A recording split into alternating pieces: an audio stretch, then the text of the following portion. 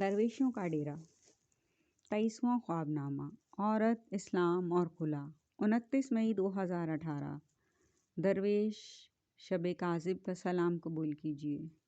یا درویش، کچھ علالت کے باعث ذہنی فوکس نہیں ہے، اس لیے منتشر اور بے ترتیب تحریر کے حسن کو قبول کیجیے گا۔ یہاں روایتی رنگ میں دور دور سے سائرن کی آوازیں آ رہی ہیں جو روزے داروں کو جگانے کے لیے ہیں۔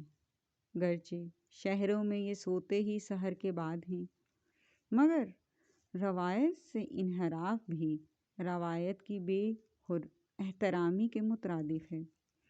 یا درویش، رابعہ بس زندگی کی طالب علم ہے جو علم اور بے علمی کا مجموعہ ہے۔ رابعہ کو محسوس ہوتا ہے ایک دن یہ سب تحقیق اور جستجو مل کر کسی خدا کے وجود کو سائنسی طور پر ثابت کر دیں گے۔ اس روز سب کچھ فنا ہو جائے گا، ایک نئی زندگی صفر سے شروع ہوگی۔ رابعہ کا خیال بھی یہی ہے۔ اس کائنات میں جتنے انسان ہیں اتنے ہی سچ ہیں اور اتنی ہی کہانیاں ہیں، اتنے ہی سوال ہیں، اتنے ہی کلیے ہیں، اتنے ہی نتائج ہیں۔ اگر انسان اس حقیقت کو پالے تو بہت سی بشری خامیوں سے بچ کر پرسکون ہو سکتا ہے۔ ہر سوال ایک ہی کلیے سے حل نہیں ہو سکتا اور نیا کلیہ لگانے سے بھی نتیجہ ایک نہیں مل سکتا۔ یہ زندگی بہت گمبھیر سوال ہے جس کی جزیات سمجھتے سمجھتے دل کی دھڑکن بند ہو جاتی ہے اور انسان سو جاتا ہے۔ یا درویش، کل سے رابعہ کے دل کا حال کچھ یوں ہے جیسے اس نے اپنی بیٹی رخصت کی ہو، کیونکہ اس نے بھی اپنے دل میں ایک باغ محبت بسا رکھا ہے جہاں وہ بے لوث محبتوں کی خاموش پرورش کرتی ہے۔ رابعہ کے لیے ان سے ملنا بھی ضروری نہیں ہوتا جن کو وہ چاہتی ہے۔ وہ درویش کی طرح پرندہ نہیں ہے، اس کا دل چاہے بھی تو وہ آزادی کی بے دھڑک ہواؤں میں اڑ نہیں سکتی، اس لیے وہ دل میں بسائے چند لوگوں سے بنا ملے بنا بات کیے محبت کیے چلے جاتی ہے۔ انہی محبتوں میں اس کی ایک بڑی پھوپھو شہناز کی محبت بھی ہے جو چند ہفتوں سے رابعہ کے شہر اور کمرے میں موجود تھی۔ ان کی واپسی نے اسے اداس کر دیا ہے، مگر وہ جو کہتے ہیں گھر والوں کو تو اپنے گھر جانا ہی ہوتا ہے۔ رابعہ کل سے درویش کے اس جملے کو یاد کر رہی ہے۔ انسپائر اینڈ انٹیمیڈیٹ، اسے خیال آ رہا ہے کہ متاثر ہونے کا حسن انٹیمیڈیٹ ہو جانے سے بدصورتی میں یوں بدل جاتا ہے کہ انٹیمیڈیٹ ہونے والا رد عمل کے طور پر شعوری اور لاشعوری طور پر جب دوسرے فریق کو انٹیمیڈیٹ کرتا ہے کہ اس کو اپنی اہمیت اور برتری کا احساس دلا سکے، اسے ہرٹ اور اگنور کرتا ہے تو کبھی نامناسب الفاظ استعمال کرتا ہے اور نامناسب اور بے توقیر کرنے والے رویے اپناتا ہے اور سمجھ ہی نہیں پاتا وہ تو اپنے آپ کو چھپانے کی سعی میں ہے۔ وہ اس دیوی یا دیوتا کو خاموشی سے چھوڑ کیوں نہیں دیتا جس کی نہ وہ پرستش کر سکتا ہے، نہ شرک قبول کر سکتا ہے، نہ خرید سکتا ہے، کہ سب سودے اس کی ذات کی نفی یا انا کی دیوار کی تسخیر کے ہیں۔ آخر اس کی لاح اصلی اور اضطرابی نفسیات ہے کیا؟ رابعہ کو اپنے سوال بھی یاد ہیں، مرد اور عورت۔ رابعہ کو لگتا ہے مرد عمل ہے، عورت محض رد عمل، اور اس عمل اور رد عمل کا توازن ہے۔ عمل 5% ہے، رد عمل 95%۔ اگر مرد 5% محبت دیتا ہے تو عورت رد عمل کے طور پر 95% دے گی، اگر وہ خالص عورت ہے۔ اگر مرد نفرت یا دوری 5% دے گا تو کئی گنا پالے گا، اور یہ کلیہ مرد و عورت میں ہر شعبہ زندگی میں، ہر رویہ زیست میں باحسن دکھائی دیتا ہے۔ بس ذرا دیدہ بینا اور چشم بصارت کی ضرورت ہے۔ اس عمل رد عمل کا زبان سے ادا ہونا ضروری نہیں۔ یہ وہ کیمسٹری ہے جو نیت اور سوچ میں بھی ہو تو خود بخود سفر کرتی اپنے ٹارگٹ تک پہنچ جاتی ہے، اور رد عمل بھی خود بخود لاشعوری اور غیر ارادی طور پر شروع ہو جاتا ہے۔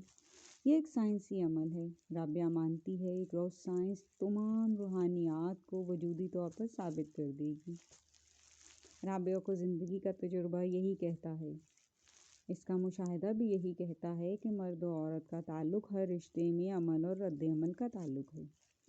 عورت کا کوئی بھی رد عمل دیر سے ظاہر ہوتا ہے اور شدید ہوتا ہے، یہ اس کی طبعی ساخت کے عین مطابق ہے۔ رابعہ نے عورت کی محبت کو اسلام میں موجود خلا کے قانون سے سمجھا کہ اس کی نفسیات اتنی شدت پسند ہے کہ اگر کسی کے ساتھ نہ رہنا چاہے تو کوئی شے اس کی راہ میں رکاوٹ نہیں بنتی، یعنی پھر وہ کمپرومائز نہیں کر سکتی۔ کائنات کی دولتیں، قوتیں بھی اس کے قدموں میں بے معنی ہو جاتی ہیں۔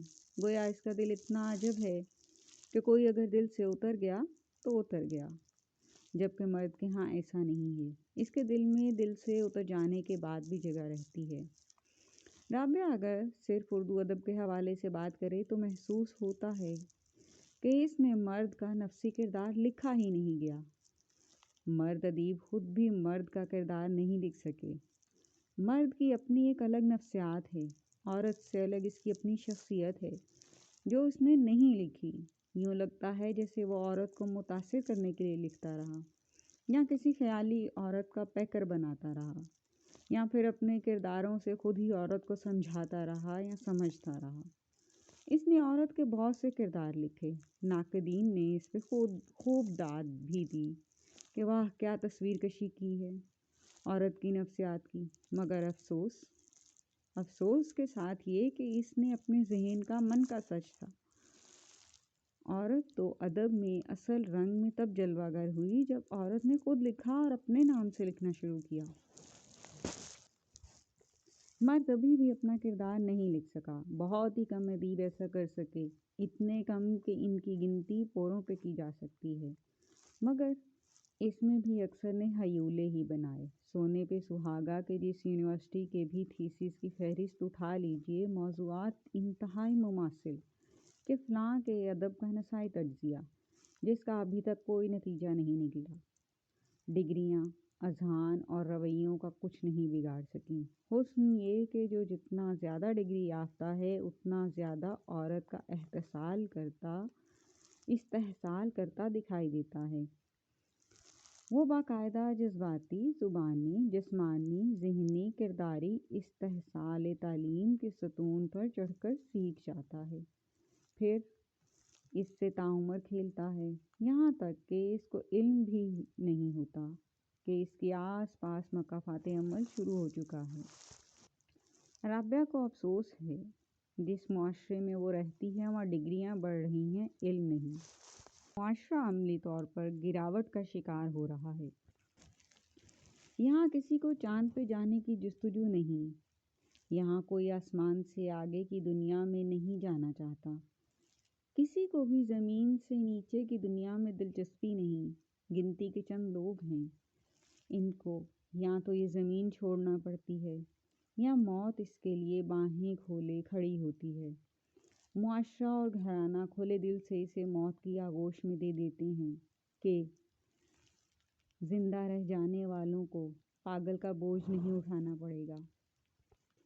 رابعہ کے ارد گرد بہت سے علم کے فرعون اور فرعونوں کی ٹولیاں ہیں۔ یہ فرعون اکیلے سفر نہیں کرتے، گروہوں میں کرتے ہیں۔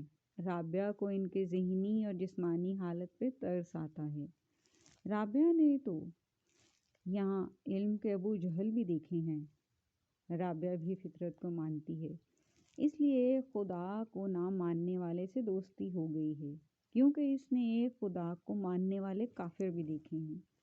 وہ آزادی رائے، آزادی زیست و آزادی انسان کی عزت کرتی ہے، اس کے لیے اتنا ہی کافی ہے۔ رابعہ درویش سے اجازت چاہتی ہے کہ یہاں دو پل ملنے والے ہیں۔ رابعہ ان کے وصل کا بھی احترام کرتی ہے اور ان کو خلوت میں جلوت کی محبت بھری دعا دیتی ہے۔ وہ خلا کے خالی پن کے درد سے بھی تو آشنا ہے۔ رب راکھا یا پردیسی درویش۔